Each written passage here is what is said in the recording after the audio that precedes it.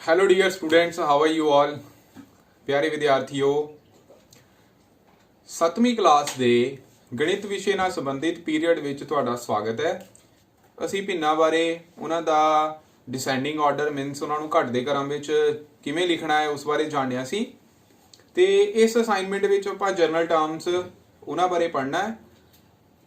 ਇਹ 6ਵੀਂ ਕਲਾਸ ਦੇ ਲਈ ਵੀ ਬਹੁਤ ਜ਼ਿਆਦਾ ਇੰਪੋਰਟੈਂਟ ਹੈ ਤੇ ਉਹ ਵੀ ਜ਼ਰੂਰ ਇਹ ਵੀਡੀਓ ਦੇਖਣ, ਉਹਨਾਂ ਨੂੰ ਵੀ ਇਸ ਤੋਂ ਬਹੁਤ ਕੁਝ ਸਿੱਖਣ ਨੂੰ ਮਿਲੇਗਾ।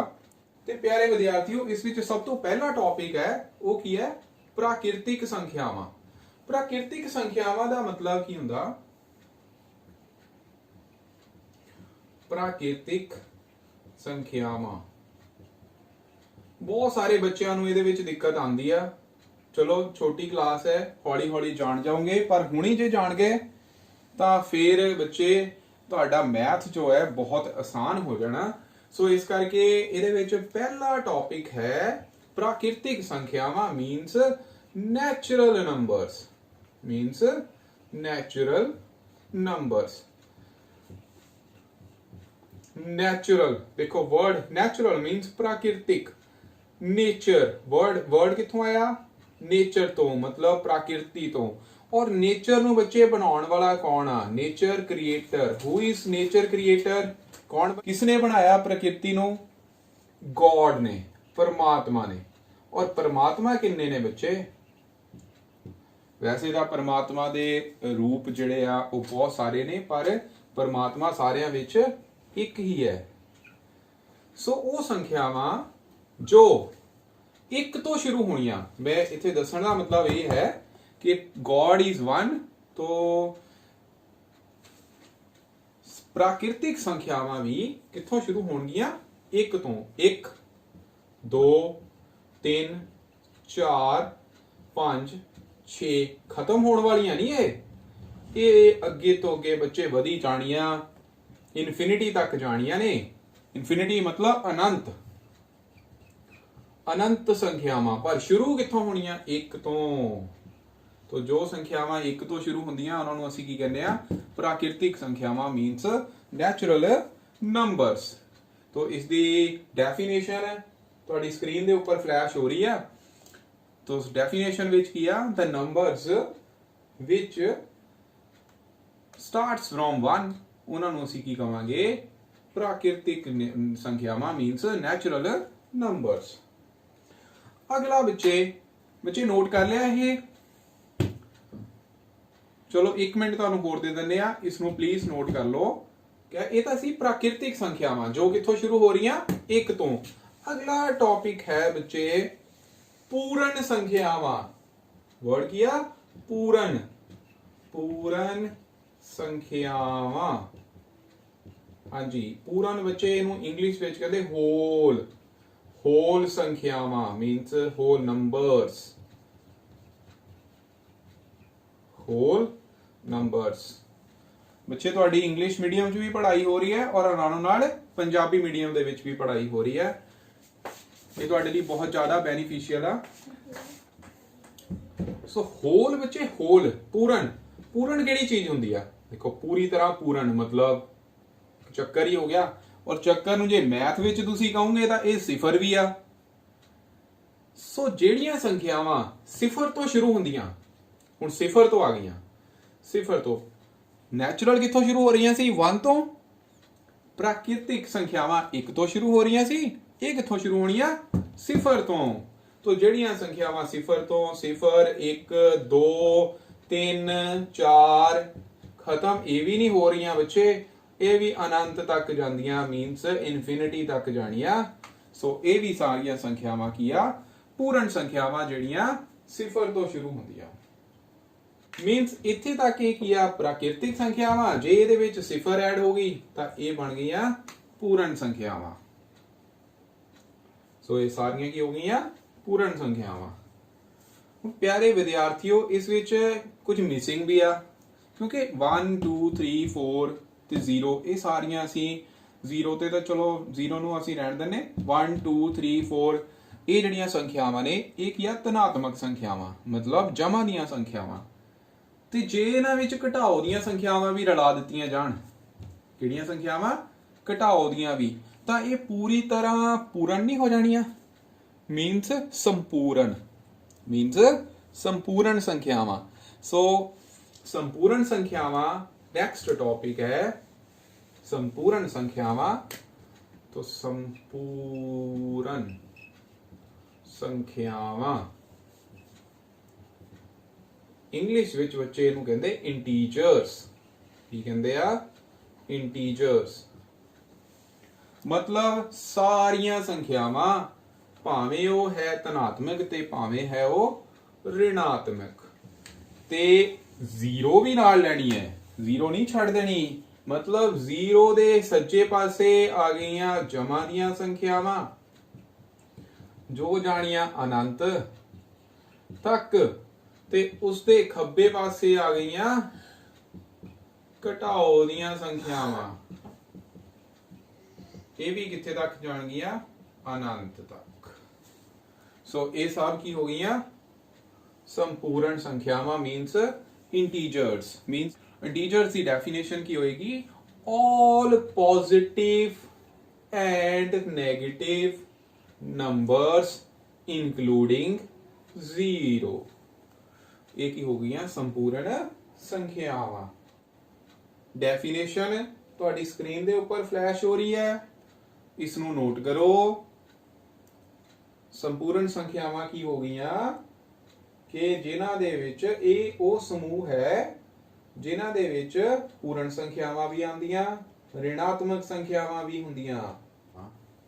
प्राकृतिक 1 2 3 4 5 सो ऑन।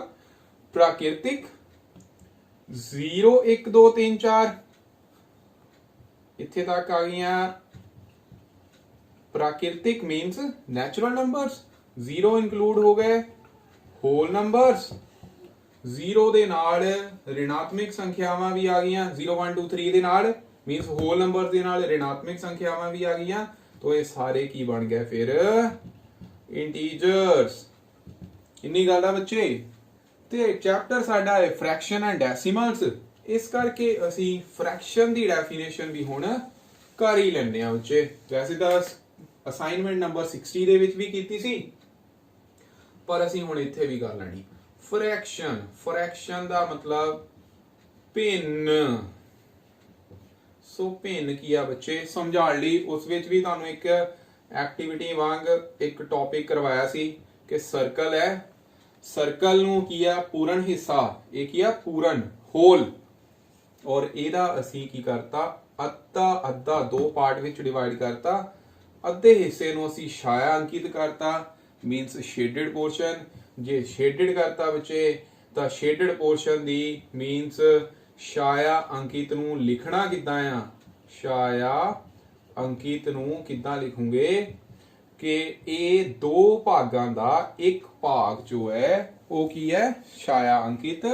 ते जेड़ा छाया अंकित नहीं है ਉਹਨੂੰ किद्दां लिखूंगे? वो भी टोटल किन्ने भाग आ? दो, दोवां दा एक भाग छाया अंकित नहीं है। तो अद्धा जमा अद्धा कितना हो गया? अद्धा जमा अद्धा की हुंदा? एक।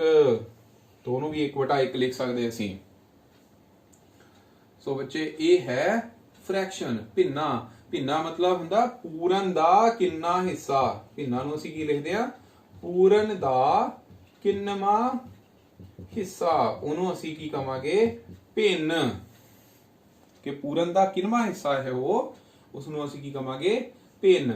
ਇਹ ਤਾਂ ਮਤਲਬ ਇਹਦੇ ਵਿੱਚ ਕੋਈ ਵੀ ਸੰਖਿਆ ਜਿਹੜੀ ਬਟਿਆਂ ਵਿੱਚ ਲਿਖੀ ਆ ਉਹਨੂੰ ਅਸੀਂ भिन्न ਕਹਿ ਸਕਦੇ ਆ।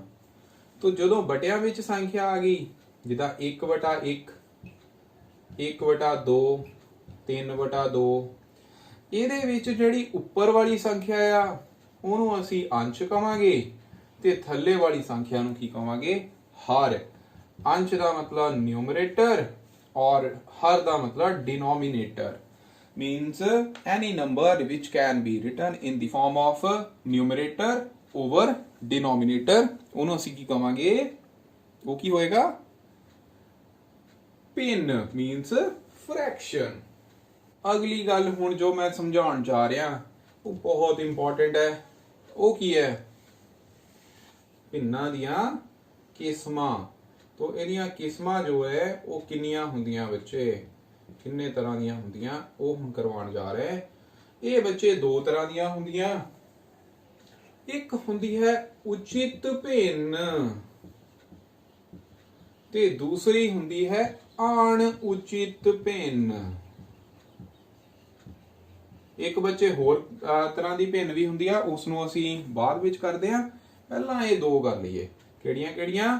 उचित भिन्न अते अणउचित भिन्न। अणउचित भिन्न। सो इंग्लिश विच इहनूं की कहांगे? इंग्लिश विच बच्चे उचित भिन्न नूं कहंदे proper, PROPER, proper fraction, FRACTION, fraction. और अणुचित भिन्न इनू कहांगे बच्चे improper fraction. Improper fraction, improper, PRO PER पर फ्रैक्शन। मतलब की है बच्चे इत्थे दा? देखो, उचित भिन्न मीनस प्रॉपर फ्रैक्शन। प्रॉपर फ्रैक्शन का मतलब हुंदा कि जिस विच मान लो तुहाडे कोई सर्कल है, जिद्दां असीं हुणे तुहानूं करके हटे हां कि इस विच इहदे 4 हिस्से आ और असीं इह छाया अंकित दा भिन्न रूप लिखना कि जो शेडिड पोर्शन है ਉਹਦਾ भिन्न रूप की है, फ्रैक्शन की है। तो ਉਹਨੂੰ ਕੀ ਲਿਖਾਂਗੇ? किन्ने शेडिड पोर्शन आ? 1 ओवर टोटल पोर्शन किन्ने आ? 4। 1 2 3 4, 1 2 3 4, 4 हिस्से आ, एक ਉਹਦੇ ਵਿੱਚੋਂ शेडिड आ। तो ਇਹ ਕੀ ਬਣ ਗਿਆ? 1/4। जिस विच एक होर एग्जाम्पल ले लो, चलो फिर समझाने तुहानूं।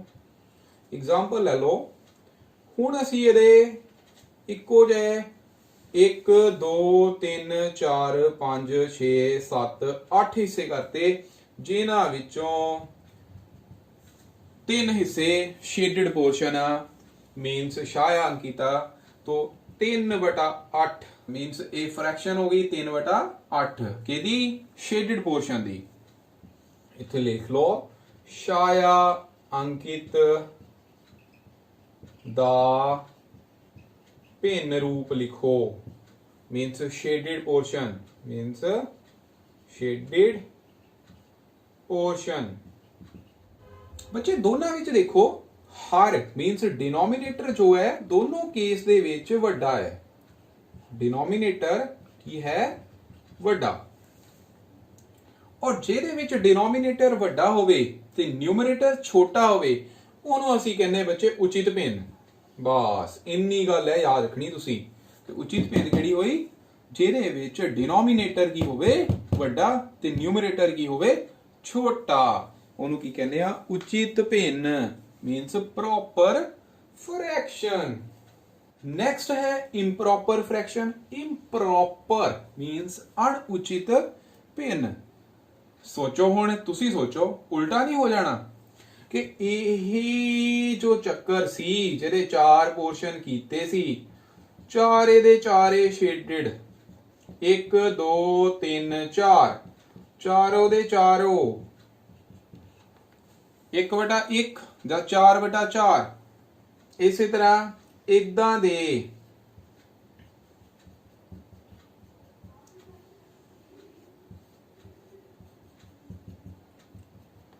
इदां दे आ दो असीं जोड़ दिंने। हुण मान लो इन्हां दोनां नूं जोड़ कर दईए, 4 हिस्से टोटल आ।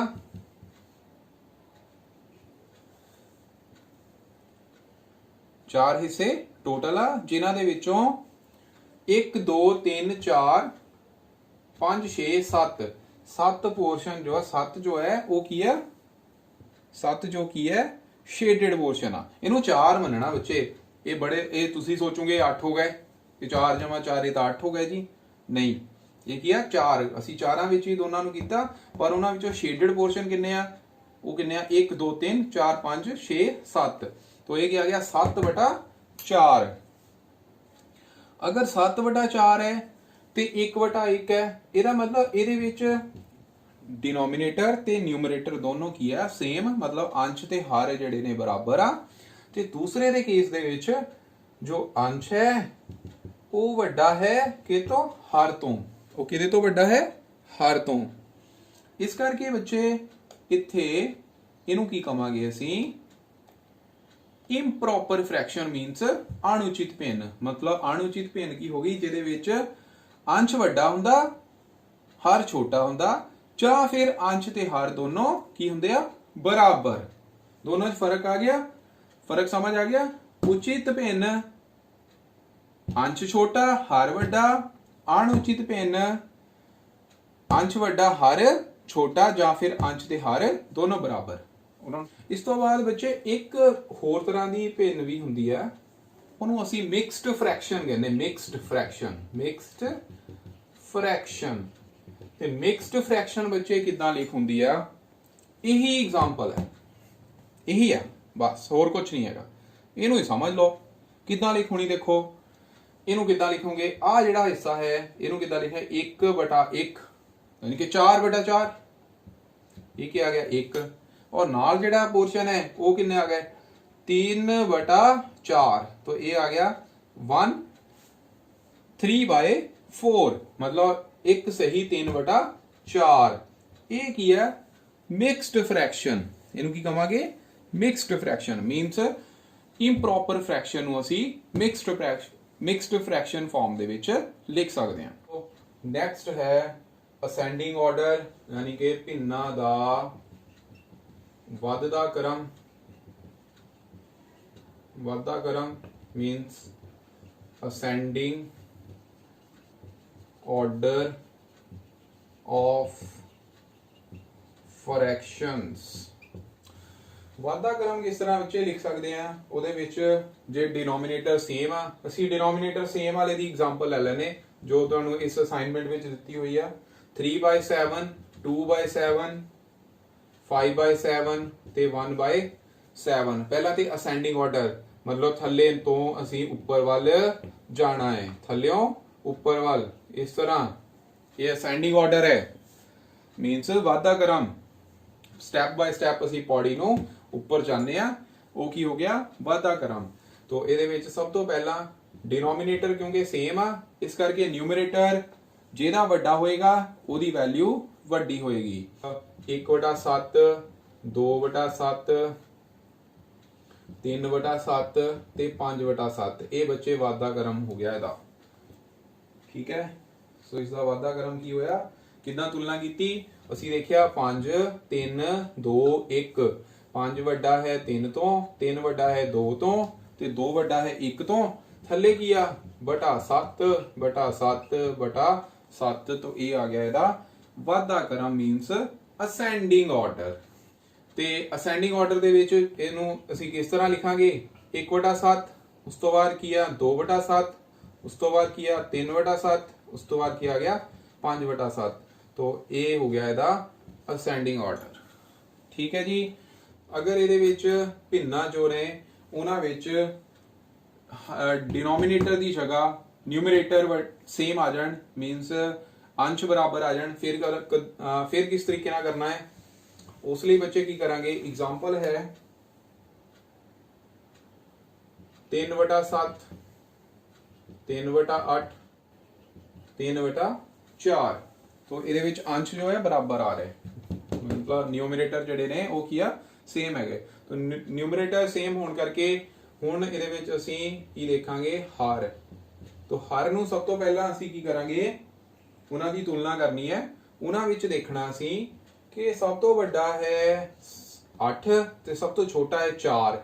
ਤੇ ਜੇ ਸਭ ਤੋਂ ਛੋਟੇ ਨੂੰ ਅਸੀਂ ਪਹਿਲਾਂ ਲਿਖ ਲਿਆ, ਉਸ ਤੋਂ ਬਾਅਦ ਉਸ ਤੋਂ ਵੱਡਾ, ਉਸ ਤੋਂ ਵੱਡਾ, 5 ਤੋਂ ਵੱਡਾ ਕੀ ਹੈ? 7, 7 ਤੋਂ ਵੱਡਾ ਕੀ ਹੈਗਾ? 8, ਠੀਕ ਹੈ। ਇਹ ਆਰਡਰ ਆ ਗਿਆ। ਇਹਦਾ ਬੱਚੇ ਹੁਣ ਵਾਧਾ ਕਰਮ ਜੇ ਲਿਖਣਾ ਹੈ, ਹੁਣ ਇੱਥੇ ਥੋੜੀ ਗੱਲ ਸਮਝਣ ਵਾਲੀ ਹੈ ਕਿ ਇਹ ਵਾਲੀ ਵੈਲਿਊਜ਼ ਜੋ ਨੇ ਇਹ ਥੱਲੇ ਆ, ਹਰ ਵਿੱਚ ਆ।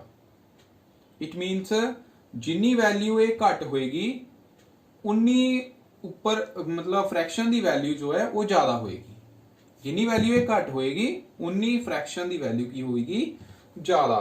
ਇਹਦਾ मतलब सब तो वड्डी वैल्यू जो है वो की है 3/4 दी है, ते सब तो छोटी वैल्यू जो है वो किहदी होगी 3/8 दी। 3/8 3/8 उस तो बाद नैक्सट वैल्यू जो है वो की आ जाएगी 3/7, उस तो बाद 3/5 ਤੇ ਲਾਸਟ ਵਿੱਚ 3/4। ਇਹ ਇਹਦਾ ਹੋ ਗਿਆ ਵਾਧਾ ਕਰਾਂ, मतलब सब तो ਵੱਡੀ ਸੰਖਿਆ 3/4 ਤੇ ਸਭ ਤੋਂ ਛੋਟੀ ਸੰਖਿਆ ਜੋ ਹੈ ਉਹ ਕੀ ਆ ਗਈ 3/8।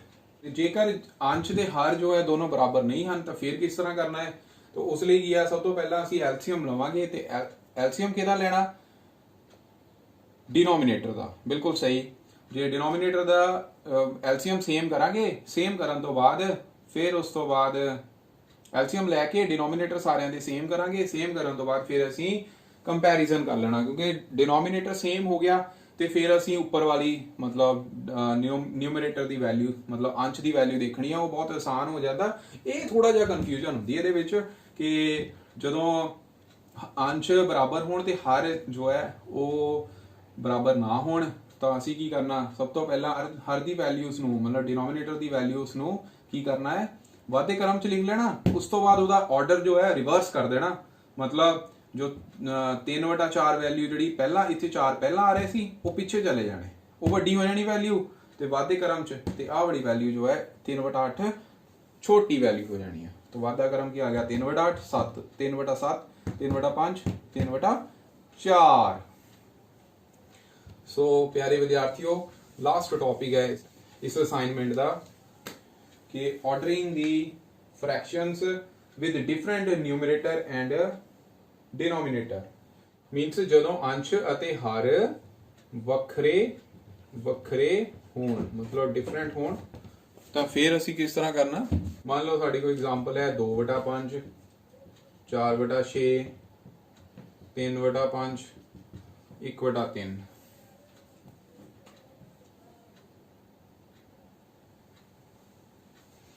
तो बच्चे ये भी क्वेश्चन असी पहली वीडियो दे विच कीता सी, तो ਉਹਦੇ ਵਿੱਚ ਕੀ ਸੀ 5 6 5 ਤੇ 3। ਇਹਦਾ ਪਹਿਲਾਂ ਐਲਸੀਐਮ ਲਿਆ ਸੀ। ਐਲਸੀਐਮ ਲਿਆ ਕਿਸ ਤਰ੍ਹਾਂ ਕਿ ਪਹਿਲਾਂ ਇਹ 2 ਤੇ ਜਾਏਗਾ, ਦੇਖੋ 3 ਦੂਣੀ 6 5 3, ਫਿਰ ਉਸ ਤੋਂ ਬਾਅਦ ਇਹ ਕੀ ਆ 3 ਤੇ ਜਾਏਗਾ, ਫਿਰ ਉਸ ਤੋਂ ਬਾਅਦ 5 ਤੇ। तो ਇਹਦਾ ਐਲਸੀਐਮ ਕੀ ਆ ਗਿਆ 2 × 3 × 5 बराबर 30। मतलब 2 × 3 6 6 × 5 किन्ने आ गए 30। सो असी की करांगे 2/5 इत्थे लिख लिया, थोड़ा ऊपर लिख लो तुहानू क्लीयर दिख भी जावे। 4/6 3/5 ते 1/3। असी की करना इहदे की बनाने आ हर बराबर करने आ। सो हर किन्ना करना बच्चे 30, ਇਹਦਾ भी हर किन्ना करना 30, ਇਹਦਾ भी हर किन्ना करांगे 30 और ਇਹਦਾ भी हर किन्ना करांगे 30। बहुत सौखा तरीका ਹੁੰਦਾ ਕਰਨ ਦਾ। ਪਹਿਲਾਂ ਵੀ ਤੁਹਾਨੂੰ ਸਮਝਾਇਆ ਸੀ ਕਿ ਇੱਥੇ 5 ਹੈ, ਦੇਖੋ ਹੁਣ ਐਲਸੀਐਮ ਦੇ ਵਿੱਚ ਜਦੋਂ ਅਸੀਂ ਐਲਸੀਐਮ ਲਿਆ ਸੀ ਉਹਦੇ ਵਿੱਚ ਵੀ ਕੀ ਆ ਇੱਥੇ 5 ਆ ਰਿਹਾ। ਬਾਕੀ ਕਿਹੜੀ ਸੰਖਿਆਵਾਂ ਬਚੀਆਂ 2 ਤੇ 3। 2 × 3 ਕਿੰਨੇ ਹੋ ਗਏ 6, तो ਇਹਨੂੰ 6 ਨਾਲ ਉੱਪਰ ਥੱਲੇ ਗੁਣਾ ਕਰ ਦਿਓ। 2 × 6 ਕਿੰਨੇ ਆ ਗਏ 12, 5 × 6 ਕਿੰਨੇ ਆ ਗਏ 30। ਇਸੇ ਤਰ੍ਹਾਂ ਬੱਚੇ ਅਗਲੇ ਵਿੱਚ ਕੀ ਆ ਡਿਨੋਮੀਨੇਟਰ 6 ਤੇ ਇੱਥੇ 30 ਬਣਾਣੇ ਆ। 6 कितना आया 2 × 3 6, रह की गया 5। तो 5 ना इनू की करोगे ऊपर थले गुणा 4 × 5 20 6 × 30। उस तो बाद बच्चे अगे है 3/5 3/5 मतलब 5 इत्थे भी 5 डिनोमिनेटर सी, इत्थे भी 5 आ रहा। इट मीनस इत्थे सी 6 और 6 ना दोनों नू की कर दांगे मल्टीप्लाई। जो मल्टीप्लाई कर दांगे 3 × 6 कितना 18, 6 × 5 ਆਟੋਮੈਟਿਕਲੀ ਕਿੰਨਾ ਆ ਗਿਆ 30। ਉਸ ਤੋਂ ਬਾਅਦ ਹੈ 1/3। ਇਹਦਾ ਹਰ 30 ਬਣਾਉਣ ਲਈ ਕੀ ਆ ਹੁਣ 3 ਰਹਿ ਗਿਆ, ਬਾਕੀ ਕੀ ਬਚੇ 2 × 5 10। तो ਇਹਦਾ मतलब ਇੱਥੇ 10 ਨਾਲ ਉੱਪਰ ਥੱਲੇ ਗੁਣਾ ਕਰਤੀ। 1 × 10 10, 3 × 10 30। ਇਹ ਬੱਚੇ ਆਰਡਰ ਆ ਗਿਆ। ਇੰਨਾ ਕੰਮ ਹੈ। ਹੁਣ ਹਰ ਬਰਾਬਰ ਹੋ ਗਏ। ਜੇ ਹਰ ਬਰਾਬਰ ਹੋ ਗਏ ਤਾਂ ਅਸੀਂ ਕਰਨਾ ਵਾਧੇ ਕਰਮ ਚ। ਵਾਧੇ ਕਰਮ ਚ ਸਭ ਤੋਂ ਛੋਟੀ ਵੈਲਿਊ जो डिनोमिनेटर ਵਿੱਚ ਸਭ ਤੋਂ ਛੋਟੀ ਵੈਲਿਊ ਹੋਏਗੀ ਉਹ ਕੀ ਹੈ 10।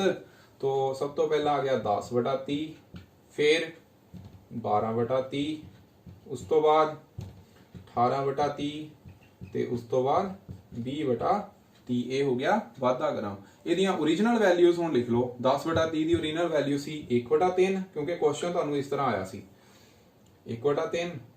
ਉਸ ਤੋਂ ਬਾਅਦ 12 ਬਟਾ 30 ਕੀ ਆ 2 ਬਟਾ 5 ਤੇ 18 ਬਟਾ 30 ਜੋ ਹੈ ਉਹ ਕੀ ਆ 3 ਬਟਾ 5 ਤੇ ਲਾਸਟ 20 ਬਟਾ 30 ਜੋ ਹੈ ਉਹ ਕੀ ਹੈ 4 ਬਟਾ 6।